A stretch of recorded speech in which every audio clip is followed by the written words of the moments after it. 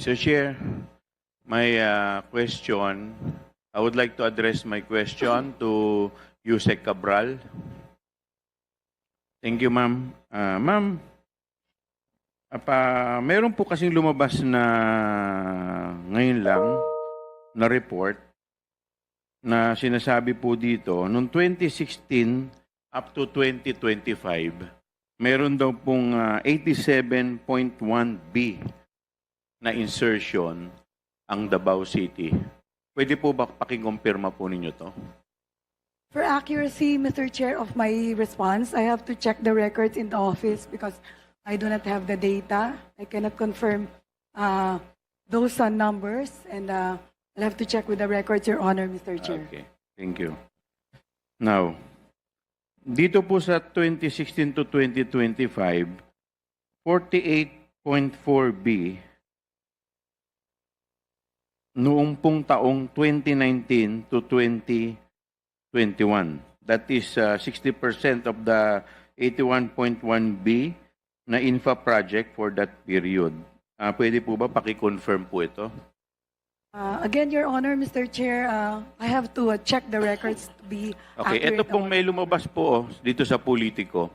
DPWH confirms 51B allocation to Paulo Duterte's district in last 3 years of Rodi's term. Ito po ba totoo?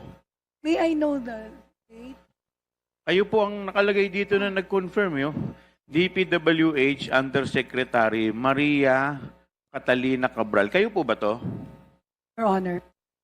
Yes, Your Honor. Okay, so kino-confirm po ninyo. Again, I have to check, Your Honor, because I'm not accurate. I'm not certain about the number on the published news of Politico, Your Honor. Ayan po, may nakalagay pa po dito na base sa report ng aming programming division, we confirm na yung pong mga amount na nabanggit ninyo noong 2020, 2021, 2022, based po sa National Expenditure Program ng DPWH at yung pong General Appropriation Act o GAA sa distritong ito ay tama po and we confirm those budget.